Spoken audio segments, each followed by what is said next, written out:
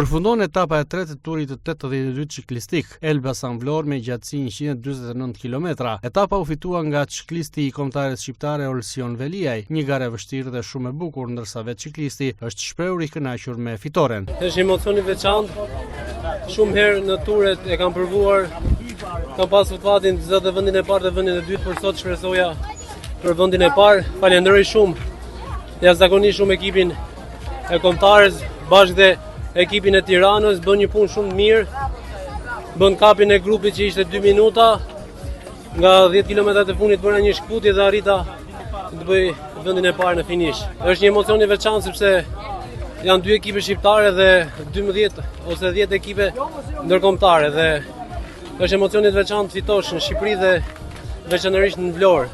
Është një emocion i vërtet. Ky tur zhvillohet në kuadër të 100 vjetorit të Federatës Shqiptare të Ciklizmit, ndërsa vetë presidenti Skënder Sanxhaku ka vlerësuar lartë rëndësinë e këtij aktiviteti. Në radhë parë njerëz kënaqësitjes në Vlorë.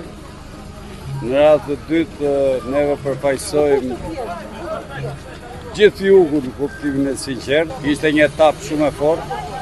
Ekipi holandez është një ekip shumë i përgatitur, por ne sot arritëm ta thyejmë në kuptimin e momentin e mbritjes. Por mendojmë që nesër do vendoset çdo gjë, nesër është gara më e fortë. Ky tur ciklistik ka qenë me rastin e 100 vjetorit të Federatës.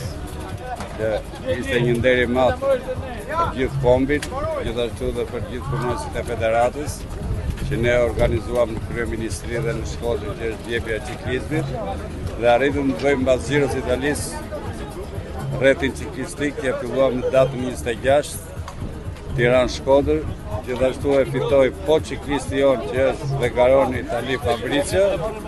Ishte një garë shumë e fortë atë ditë. Dhe ne duhet ta kishim fituar dhe dje, po aksidentalisht në momentin e fundit një nga ciklistat që ishte më konkurrent bëri aksident, bëri gomë.